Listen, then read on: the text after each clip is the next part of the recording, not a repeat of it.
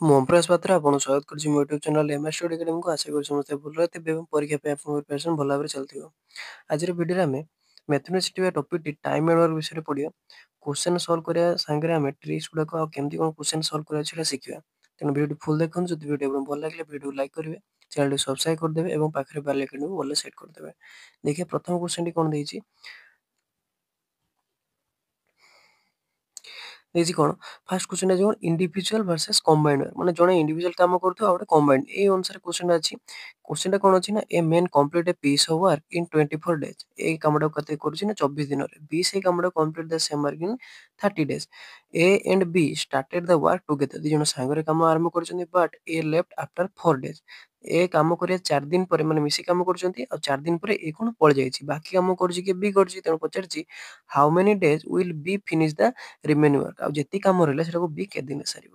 ଆପଣ ଏଇ କ୍ୱେଶ୍ଚନଟା କରିବା ପୂର୍ବରୁ ଆପଣ ଫାର୍ଷ୍ଟ 3ଟା ଜିନିଷ ଜାଣିବାର ଅଛି। ଯେମିତି କ'ଣ ଇଣ୍ଡିଭିଜୁଆଲ୍ କାମ ବା କେତେ ଦିନ କାମ ସାରିବ। ଧରାଯାଉ ଏଠି କହିଛି ସେମିତି କ'ଣ ନା ଏ ଗୋଟେ ଲୋକଟେ ଅଛି ବି ଗୋଟେ ଲୋକଟେ ଅଛି। ତେଣୁ ପ୍ରଥମେ ସେ ଗୋଟେ କାମ କେତେ ଦିନରେ ସାରୁଛନ୍ତି ନା ଏଠି ଦେଇଛି କ'ଣ ସାର୍ ଏ 24 ଦିନରେ କାମଟାକୁ ସାରୁଛି। ସେମିତି ବି ସେ କାମଟା କେତେ ଦିନରେ ସାରୁଛି ନା ସାର୍ 30 ଦିନରେ ସାରୁଛି। ତେଣୁ ଏବେ ଆମର ଜାଣିବା କ'ଣ ଟୋଟାଲ୍ ୱାର୍କ ସେମାନେ କାମଟା ଯିଏ କରୁଛନ୍ତି ସେଟା ଟୋଟାଲ୍ ୱାର୍କ କେତେ ବାହାରିବା ଦରକାର। ତେଣୁ ଟୋଟାଲ୍ ୱାର୍କ ଜାଣି କେମିତି ନା ଏଇ ଦୁଇଟାର ଏଲସିଏମ୍ ଯେଟା ହବ 24 ଆଉ 30ର ଏଲସିଏମ୍ ଯେତେଟା ହବ ସେ ହେଉଛି କ'ଣ ନା ଟୋଟାଲ୍ ୱାର୍କ। ବୁଝିଗଲେ। ଏଲସିଏମ୍ ବାହାର କରିବା ଅସୁବିଧା ନାହିଁ। କ'ଣ କରିବା ଫ୍ୟାକ୍ଟରାଇଜେସନ୍ କେତେ ଲେଖିଦେବା 24 ଆଉ କେତେ 30 ଲେଖିଦେବା।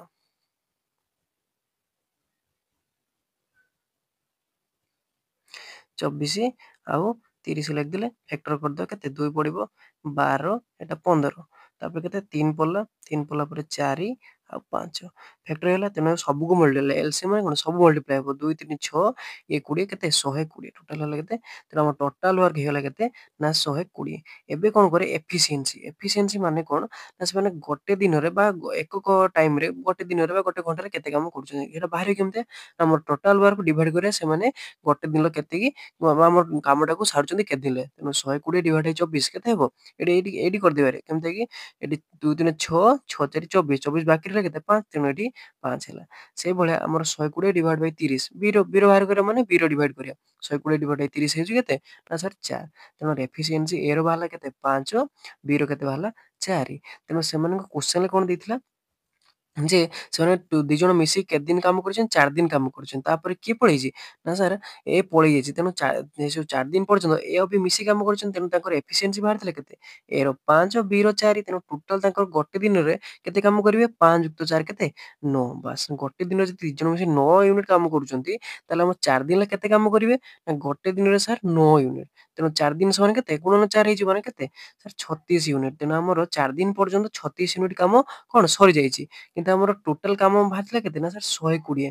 ବୁଝିପାରିଲେ।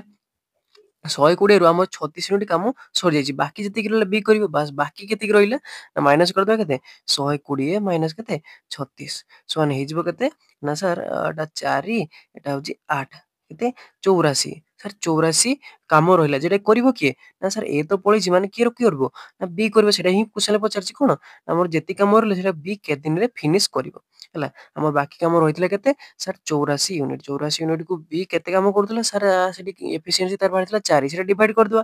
ସେ ଗୋଟେ ଦିନରେ 4 ୟୁନିଟ୍ କାମ କରୁଛନ୍ତି। ତେଣୁ 84 ୟୁନିଟ୍ କାମ କେତେ ଦିନରେ ସାରିବ 84 ଡିଭାଇଡ୍ ବାଇ 4 ମାନେ ହେଇଯିବ କେତେ କଟିଗଲେ କେତେ ନା ସାର୍ 21 ଦିନ। କିଛି ଅସୁବିଧା ହେଲା କିଛି ନାହିଁ। ଖାଲି ଏଫିସିଏନ୍ସି ବାହାର କରାଯାଇଛି ଟୋଟାଲ୍ ୱାର୍କ ଆଉ ଏଫିସିଏନ୍ସି ଡିଭାଇଡ୍ କରିଦେବାର ଅଛି। ଏମିତି ହିଁ ପୁରା ସୁବିଧାରେ ଆନ୍ସର୍ ବାହାରିଯିବ। ଆପଣ କିଛି ଏକ୍ସ ୱାଇ ନେବାର ନାହିଁ। ଏମିତି ରେଜଲ୍ଟ ବାହାରିବ। ସବୁ କ୍ୱେଶ୍ଚନ୍ ଏମିତି ସେମ୍ ପ୍ୟାଟର୍ନ ଏଲସିଏମ୍ ବାହାର କରିଦେବେ ଏଫିସିଏନ୍ସି ବାହାର କରିଦେଇକି ଯେତେ କଷ୍ଟ କ୍ୱେଶ୍ଚନ୍ ଦେବ ବାହାରିଯିବ। ଯେମିତି ଏଠି ସଠିକ୍ ଉତ୍ତର କ'ଣ ହେଲା ନା ଅପସନ୍ ନମ୍ବର ଡି ଯେଟା କ'ଣ ଅଛି 21 ଦିନ। କିଛି ଅସୁବିଧା ହେଲା କିଛି ନାହିଁ। ଦେଖିବେ ଏମିତି ଗୋଟେ ଏମିତି ଟାଇପ୍‌ର କ୍ୱେଶ୍ଚନ୍ ଦେଲେ ଆପଣ କରିପାରିବେ। ଆଉ ଗୋଟେ ଟାଇପ୍‌ର ଏବେ କ୍ୱେଶ୍ଚନ୍ ଦେଖିବା। ଦେଖନ୍ତୁ ସେକେଣ୍ଡ ଅଛି କ'ଣ ନା ମେନ୍ ଡଜ୍ ୱାର୍କ ମାନେ କ'ଣ ମେନ୍ ବା ଓମେନ୍ ଆପଣଙ୍କୁ ଦେଇଥିବେ ଏମିତି ଯେ 15 ଜଣ ଲୋକ ଗୋଟେ କାମକୁ ଏତେ ଦିନ ସାରୁଛନ୍ତି। ସେଇଭଳିଆ 21 ଜଣ ଲୋକ ଏଇ କାମଟା କେତେ ଦିନ ସାରିବେ ହେଲା। ଏଠି ଏକ୍ସ ୱାଇ କିଛି ନେବା ନାହିଁ। ସେ ଏଲସିଏମ୍ ମେଥଡରେ କେମିତି କରିବା କ୍ୱେଶ୍ଚନରେ ଦେଖିଥିବା କ'ଣ ଅଛି if 15 men can complete a project in 28 days। 15 ଜଣ ଲୋକ କରୁଛନ୍ତି ଗୋଟେ କାମକୁ 28 ଦିନରେ ସାରୁଛନ୍ତି। in how many days can 21 men complete the same project assuming the work with the same efficiency। ଯେମିତି ସମାନ ଏଫିସିଏନ୍ସିରେ ଆଗରୁ ଯେଉଁମାନେ ଥିଲେ ଏବେ ବି ସମାନ ଏଫିସିଏଣ୍ଟରେ କାମ କରୁଛନ୍ତି ତାହେଲେ କେତେ ଜଣ 21 ଜଣ ଲୋକ ସେଇ କାମଟାକୁ କେତେ ଦିନରେ ସାରିବେ। କିଛି ନାହିଁ। ଏବେ କ'ଣ ଟୋଟାଲ୍ ୱାର୍କ ବାହାର କରିବାର ଅଛି। ଟୋଟାଲ୍ ବାହାର କରିବା କେମିତିଆ ସାଧାରଣ କଥା କ'ଣ 15 ଜଣ ଲୋକ ଗୋଟେ କାମକୁ କେତେ ଦିନରେ ସାରୁଛନ୍ତି 28 ଦିନରେ। ହେଲା। ତେଣୁ 15 ଦିନରେ 15 ଜଣ ଲୋକ 28 ଦିନ କାମ କରୁଛନ୍ତି। ଟୋଟାଲ ୱାର୍କ କେତେ ହେବ? ସାର୍ ସାଧାରଣ କଥା 15 ଗୁଣନ କେତେ? ସାର୍ 28। ତେଣୁ ଟୋଟାଲ ସବୁବେଳେ ଟୋଟାଲ ୱାର୍କଟା ବାହାର କରିଦିଅ। ତେଣୁ 15 × 28 ହେଉଛି କେତେ? ନା ସାର୍ ହଉଛି ସାର୍ ଆଉ କାଟିବା ଦରକାର ନାହିଁ। ୟାକୁ କଟିଯିବ। ସବୁବେଳେ ଯେତେବେଳେ ବି ଆମର ଏରିଥମେଟିକ୍ ଆପଣ କରିବେ କଣ କରିବେ? କାଟିବେନି, ଲାଷ୍ଟକୁ କଟିଯିବ। ଏତିକି ଆମ ବାହାରିଲା କଣ? ନା ସାର୍ ଟୋଟାଲ ୱାର୍କ ଏଇଟା ବାହାରିଲା। ଟୋଟାଲ ୱାର୍କ ଯେଟା କରିବ କେତେ ଜଣ? କ୍ୱେଶ୍ଚନରେ ଦେଇଥିଲା କେତେ? ନା ସାର୍ 21 ଜଣ ଲୋକ କରିବ। ହେଲା। ତେଣୁ ଆମର ଟୋଟାଲ ୱାର୍କ କରି 21 ଜଣ ମାନେ ଡିଭାଇଡ କରିଦବା ଐକିକ ଧାରା ଭଳିଆ। ତେଣୁ ଟୋଟାଲ ୱାର୍କ ବାହାରିଥିଲା କେତେ? 15 ଗୁଣନ କେତେ? 28। ସେଟାକୁ କାମ କରି ଜଣେ କରିବ ସମାନ କେତେ? ଡିଭାଇଡ ବାଇ କେତେ? 21। 21 ଜଣ ଲୋକ କରିବେ। ତେଣୁ ଡିଭାଇଡ କରିଦେଲେ କଟିଯିବ କେତେ? 7 28 7 21। ଏଟା କାଟିଦେଲେ କେତେ? 5 ସମାନ କେତେ? 20 ଦିନ। କିଛି ଅସୁବିଧା ହେଲା? ଟୋଟାଲ ୱାର୍କ ବାହାର କରିଦେବେ। ସାଧାରଣ କଥା ଟାଇମ ଆଣ୍ଡ ୱାର୍କରେ କିଛି ଅଧିକା ଆପଣଙ୍କୁ ଫରକ ଦରକାର ନାହିଁ। ଆପଣ ଜେନେରାଲ ନଲେଜ ଯେଟା ସେଟା ୟୁଜ କରି କରିପାରିବେ। ତେଣୁ ଉତ୍ତର ହବ କଣ? ଅପସନ ନମ୍ବର ସି, ଯେଟା କି 20 ଦିନ। କିଛି ନାହିଁ, ଟୋଟାଲ ବାହାର କରିଦେଲେ 21 ଜଣ କରି ସମାନ ଡିଭାଇଡ କରିଦେଲେ 21, ରେଜଲ୍ଟ ବାହାରିଗଲା। ବାସ୍। ତାପରେ ଦେଖିବା ନେକ୍ସଟ ଟାଇପର କ୍ୱେଶ୍ଚନ କଣ ଅଛି ଏବେ? ୱାର୍କ ଆଉ ୱେଜେସ୍। ହେଲା। ଏଇଟା ବଢିଆ ଟାଇପର, ଏଇ ଟାଇପର କ୍ୱେଶ୍ଚନ ଦେଖିବେ ଆପଣ ଖାତାରେ। କ୍ୱେଶ୍ଚନ ଦେଖିଦିଅନ୍ତୁ କଣ ଅଛି? A B and C can complete a work କେତେ ଦିନ? 12 15 20 ଦିନରେ ସେ କାମଟାକୁ ସାରୁଛନ୍ତି। They agree to complete the work for total wages. ମାନେ କହିଲେ କଣ ଯେ ଆମେ ସବୁ ମାନେ ଯେଦିନ କାମ କରିବେ ସମସ୍ତେ ସାଙ୍ଗରେ କାମ କରିବା ଆଉ ଟୋଟାଲ ତାଙ୍କୁ ପଇସା ଦିଆହେଲା କେତେ? ନା 900 ଟଙ୍କା। ହେଲା। What is the share of A? ଏର ପଇସା କଥା ମାଗିଛି। ଆପଣ ପଇସା କଥା ଭୁଲି ଯାଆନ୍ତୁ। ଆପଣ ଏବେ କଣ ଯିଏ ବି ଯାହା ବି କାମ କରେ, ଧର ଯୋଉ ଜଣେ ଲୋକ କଣ କରୁଥିବ ନା ଗୋଟେ କାମକୁ ସେ 5 ଘଣ୍ଟାରେ ସାରୁଥିବ, ଆଉ ଜଣେ ଲୋକଟା ତାକୁ 10 ଘଣ୍ଟାରେ କାମ ସାରୁଥିବ। ତେଣୁ କଣ ସମାନ ପଇସା ଦିଆଯିବନି ନା। ଯିଏ କମ ଟାଇମରେ ଅଧିକ କାମ କରିପାରୁଛି ତାକୁ ଅଧିକ ପଇସା ଦିଆଯିବ। ତେଣୁ ସେଇଟା ମାନେ କଣ? ଇଂଲିଶରେ ଏଫିସିଏନ୍ସି। ତେଣୁ ଏବେ ଏଫିସିଏନ୍ସି ବାହାର କରିଦେବା। ଏଫିସିଏନ୍ସି ବାହାର କରିଦେଲା ପରେ ବାହାରିଛି। ତେଣୁ କଣ ଅଛି? ତିନିଟା ଅଛି। ସେଠି ଦିଟା ଥିଲା, ଏଠି ତିନିଟା ଅଛି। କଣ କଣ? ଏ ବି ଆଉ ସି ତିନିଟା ଅଛି। ଏ କାମ କରୁଛି କେତେ? 12 ଦିନରେ। ବି କରୁଛି କେତେ? 15 ଦିନରେ। ସି କରୁଛି କେତେ? 20 ଦିନରେ। ଏବେ ଆମର କଣ ବାହାର କରିବା? Total work. ଟୋଟାଲ ୱାର୍କ ପାଇଁ କଣ? ଏଲସିଏମ ବାହାର କରିବା। 12 15 20 20 ଏଲସିଏମ ବାହାର କରିବା କେମିତି? ଗୋଟେ ସର୍ଟକଟ କହୁଛୁ ନା, ବଡ ସଂଖ୍ୟା ଯୋଉଟା ଥିବ ସେଟାର ଗୁଣତକ ଗୁଡାକ ଦେଖିଦେବେ। ଯେମିତି 20 ଦୁଣେ 40, 40 ଦେଖିବେ ଡିଭାଇଡ ହଉଛି ଦି ଜଣଙ୍କ ସହିତ ନା ନାହିଁ? ହଉନି 40, କାରଣ 15 ଦ୍ୱାରା ହବନି କି 12 ଦ୍ୱାରା ହବନି। ତାପରେ ଦେଖିବା 60 60 ହେଇଯିବ। ତେଣୁ ଆମର ଏଲସିଏମ ଟା କେତେ ହେଲା?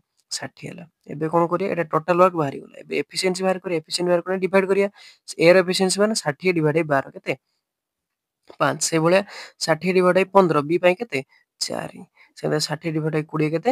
3। ତେଣୁ ଏ ର ବାହାରିଲା 5, ବି ର ବାହାରିଲା 4, ସି ର ବାହାରିଲା 3। ତେଣୁ ଏଫିସିଏନ୍ସି ଏତିକି ହେଲା। ମାନେ ଯେତେବେଳେ ପଇସା ଡିଭାଇଡ ହବ ସବୁଠୁ ଅଧିକ କାହାର? ଯେ କମ ଦିନ, ଯେମିତି କି 12। ଦେଖନ୍ତୁ 12 ସେ କମ ଦିନ କାମ କରୁଛି, ସେଥିପାଇଁ ଏଫିସିଏନ୍ସି ତାର ଅଧିକ, ମାନେ ବେଶୀ ପଇସା ପାଇବ। ସେମିତି 4, ସେମିତି 3। ଏବେ କଣ କରିବା? ଏଫିସିଏନ୍ସି ଅନୁସାରେ ଯୋଗ କରିଦବା, ଟୋଟାଲ ପଇସା ସେଥିରେ ଡିଭାଇଡ କରିଦବା। ମାନେ କଣ? ସେମାନଙ୍କ ଭାଗ ଇଏ 5 ଭାଗ, 4 ଭାଗ, 3 ଭାଗ, ଏତିକି ଭାଗ ହବ। ଟୋଟାଲ ମିଶିକି 900 ଟଙ୍କା। ତେଣୁ ସେ ଜଣିକା କେତେ ଭାଗ ପଡିବ ଜାଣିବା କେମିତିଆ? ସବୁ ଯୋଗ କରିଦବା। 5 4 9 3 12। ତେଣୁ 12 ଭାଗକୁ ଆମର ପଡିବ କେତେ? ନା 900 ଟଙ୍କା। ସେମିତି ଆମର ମାଗିଛି କଣ? ନା ସାର୍ ଏ ର। ଏ କେତେ ଟଙ୍କା ପାଇବ? ଏ ର ଅଛି କେତେ ଭାଗ? 5 ଭାଗ। ତେଣୁ କଣ କରିବା? 5 ଭାଗ ସମାନ କଣ ହେଇଯିବ? 12 ସମାନ କେତେ ବାହାରିଲା? ନା 900। ତେଣୁ 5 ଭାଗ ସମାନ କଣ ହେଇଯିବ? 900 ଐକିକ ଧାରା। 900 ଡିଭାଇଡ ବାଇ 12 ଗୁଣନ କେତେ? 5। ତେଣୁ କାଟିଦେବା କେତେ? 12 7 84, 12 5 60, 75 ଗୁଣନ 5 ସମାନ କେତେ ହେଇଯିବ? ନା 375। ତେଣୁ ଏ କେତେ ଟଙ୍କା ପାଇବ? 375 ଟଙ୍କା। ଅପସନ ନମ୍ବର ବି ହବ କରେକ୍ଟ ଆନ୍ସର। 375 ଟଙ୍କା। କିଛି ନାହିଁ, ଖାଲି ଏଫିସିଏନ୍ସି ବାହାର କରିବେ। ଖାଲି ଜେନେରାଲ ନଲେଜ ଆପଣଙ୍କୁ ୟୁଜ କରିବା, ଦେନ ରେଜଲ୍ଟ ବାହାରିଯିବ। ବୁଝିପାରିଲେ? କିଛି ଅସୁବିଧା ନାହିଁ। ନେକ୍ସଟ ଦେଖିବା।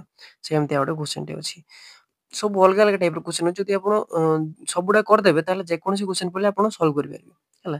ନେକ୍ସଟ କ୍ୱେଶ୍ଚନ କଣ ଅଛି? 4 ନମ୍ବରଟା। B is twice as efficient as A। ଏଠି କଣ ଦେଲା? ନା ଆଗେ ଏଫିସିଏନ୍ସି ଆପଣଙ୍କୁ ଦେଇଦେଲା। ବଢିଆ କ୍ୱେଶ୍ଚନ ଟେ, ଏଇଟା ବାରମ୍ବାର ପଚାରେ ପରୀକ୍ଷାରେ। ହେଲା। ଏଫିସିଏନ୍ସି ଦେଇଦେଲା।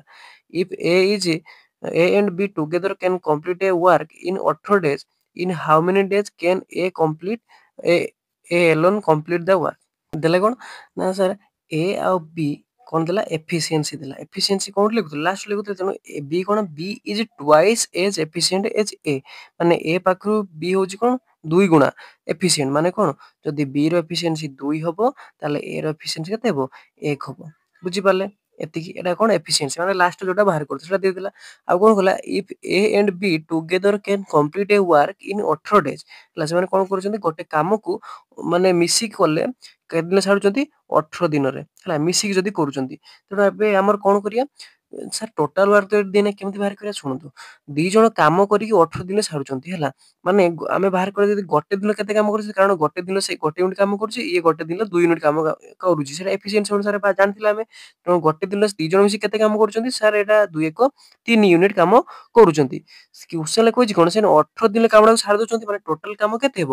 ଗୋଟେ ଦିନ ଯଦି 3 ୟୁନିଟ୍ କାମ କରୁଛନ୍ତି 18 ଦିନ କରିବା ମାନେ 18 ଗୁଣନ 3 କେତେ? 54। ତେଣୁ ଆମର ଟୋଟାଲ ୱାର୍କ ବାହାରିଗଲା କେତେ? 54। ବୁଝିପାରିଲେ? ଟୋଟାଲ ୱାର୍କ କେମିତି ବାହାର କରାହେଲା? ଏଫିସିଏନ୍ସି ସାଙ୍ଗରେ ଟୋଟାଲ ଆମର କେତେ ଦିନ କାମ କରୁଛନ୍ତି ଗୁଣନ କରିଦେଲେ 54 ବାହାରିଗଲା। ଏବେ କଣ କରିବା ନା ସାର୍ ସେମାନେ ଗୋଟେ କେତେ ଦିନ ସାରୁଛନ୍ତି ମାନେ ଏ କେତେ ଦିନ ସାରୁଛି ବି କେତେ ଦିନ ସାରୁଛି ସେଇଟା ବାହାର କରିବା ଅଛି। କେମିତି? ଆମେ ଏଠି କଣ କରୁଥିଲେ ଏଇଟା ଯାହା ଥିଲା ଏଇଟା ଡିଭାଇଡ କରି ଏଇଟା ବାହାର କରୁଥିଲେ। ତେଣୁ ଏଇଟା ନାହିଁ। ତେଣୁ କେତେ ହେବ? 1 ର 54 ର କେତେ ଭାଗ କଲେ 1 ହବ? ସାର୍ 54 ଡିଭାଇଡ କଲେ। ସାଧାରଣ କଥା। ସେମିତିଆ ସାର୍ 54 ର କେତେ ଭାଗ କଲେ ସାର୍ 2 ହବ? ତାହେଲେ 27। 27 ଦୁନେ 54 ନା ମାନେ ଏଇଟାର ଡିଭାଇଡ କରି ଏଇଟା ବାହାର କରିଥିଲେ।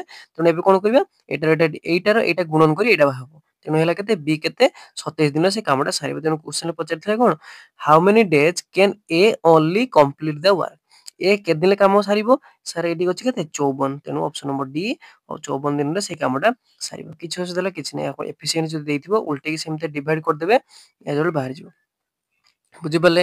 କିଛି ଅସୁବିଧା ନାହିଁ। ସେମିତି ଏଲସିଏମ୍ ବାହାର କରିକି କରିଦେବେ। ଆଉ general knowledge time and work କୌଣସି ସବୁବେଳେ ଜେନେରାଲ ନଲେଜ ୟୁଜ ହୁଏ। ତେଣୁ ଆପଣଙ୍କ ପାଇଁ ଗୋଟେ ପ୍ରାକ୍ଟିସ କ୍ୱେଶ୍ଚନ ରହିଲା। ମୋତେ କମେଣ୍ଟ ସେକ୍ସନରେ ଜଣେଇବେ ଏହାର ଉତ୍ତର କଣ ହେଲା। କ୍ୱେଶ୍ଚନଟା କଣ ଅଛି? ଅଲ୍ଟରନେଟ ୱାର୍କ ଉପରେ ଅଛି। P and Q can do a work in 10 days and 12 days respectively if they start working on alternate day ଇଏ ଯଦି କାମ କରିବ ସେ କରିବନି, ସେ ଯଦି କାମ କରିବ ଇଏ କରିବନି। Starting with P on the first day in how many days will the work complete? କେତେ ଦିନ ଦେଇଛି କହିଦଉଛି ଟ୍ରିକ୍ସ ଟା କେମିତି କରାଯିବ ନା ଆପଣ ଗୋଟେ ଦିନ ଏଇ ଏଫିସିଏନ୍ସି ବାହାର କରୁଥିଲେ କଣ କରୁଥିଲେ ଗୋଟେ ଦିନ ଧର ଯୋଉ ଏ ଆଉ ବି ଅଛି ଆପଣ କଣ କରୁଥିଲେ ଏଠି ଧର 1 ଏଟା 2 ପ୍ଲସ କରୁଥିଲେ 3 କରୁଥିଲେ ଗୋଟେ ଦିନ ସେଠି କଣ କରିବେ ନା 2 ଦିନ ନେବେ ହେଲା ମାନେ ଫାର୍ଷ୍ଟ ଦିନ ଏ କାମ କରୁଛି ସେଟା ତ ବି କରିନାହିଁ ସେକେଣ୍ଡ ଦିନ କଣ ବି କରିଛି ଏ କରିନାହିଁ ମାନେ କଣ 2 ଦିନକୁ ସେଠି ହେଇଯିବ ମାନେ 2 ଦିନକୁ 3 ୟୁନିଟ୍ କାମ କରୁଛନ୍ତି କାହିଁକି ଫାର୍ଷ୍ଟ ଦିନ ଏ କରିଛି ଗୋଟେ ୟୁନିଟ୍ ସେକେଣ୍ଡ ଦିନ ବି କରିଛି 2 ୟୁନିଟ୍ ତେଣୁ 2 ଦିନକୁ 3 ୟୁନିଟ୍ କାମ ହଉଛି ଏମିତି ପ୍ଲସ କରିକି ଆପଣ ଟୋଟାଲ ବାହାର କରିଦେବେ ତାପରେ ଡିଭାଇଡ କରିଦେବେ ବୁଝିଲେ କିଛି ଅସୁବିଧା ନାହିଁ ମତେ ଏଟା କମେଣ୍ଟ ସେକ୍ସନରେ ଜଣେଇବେ କେତେ ଉତ୍ତର ହେଲା ତାପରେ ମୁଁ ଜାଣିପାରିବି କୋଉଠି କଣ ଡାଉଟ ଯଦି କିଛି ହଉନି ମତେ କରିପାରୁନାହାନ୍ତି କିଛି ପ୍ରୋବ୍ଲେମ ହଉଛି ମତେ କମେଣ୍ଟ ସେକ୍ସନରେ ଜଣେଇବେ ତାପରେ ମୁଁ ନେକ୍ସଟ କ୍ଲାସରେ କହିଦେବି ତେଣୁ ଆଶା କରୁଛି ଆପଣ ଟାଇମ ଆଣ୍ଡ ୱାର୍କଟା ପୁରା କ୍ଲିୟର ହେଇପାରିଥିବ ଯଦି ଆପଣଙ୍କ ଭିଡ଼ିଓଟି ଭଲ ଲାଗିଲା ଭିଡ଼ିଓଟିକୁ ପ୍ଲିଜ ଲାଇକ୍ କରିଦେବେ ଆଉ ଚ୍ୟାନେଲକୁ ସବସ୍କ୍ରାଇବ କରିଦେବେ ଆପଣ ଭିଡ଼ିଓ ଦେଖୁଛନ୍ତି ସବସ୍କ୍ରାଇବ କରୁନାହାନ୍ତି ସବସ୍କ୍ରାଇବ କରିଦେବେ ଆଉ ବେଲ୍ ଆଇକନକୁ ଅଲରେ ସେଟ୍ କରିଦେବେ ଯାହାଫଳରେ ଯେତେବେଳେ ଭିଡ଼ିଓ ଅପଲୋଡ଼ ଆପଣଙ୍କ ପାଖରେ ପହଞ୍ଚି ପାରିବ ତେଣୁ ଆଜି ପାଇଁ ଏତିକି ରହୁଛି ନୂଆ ଭିଡ଼ିଓରେ ଆପଣଙ୍କୁ ଦେଖା ହେବ ସେଥିପାଇଁ ରହୁଛି ଧନ୍ୟବାଦ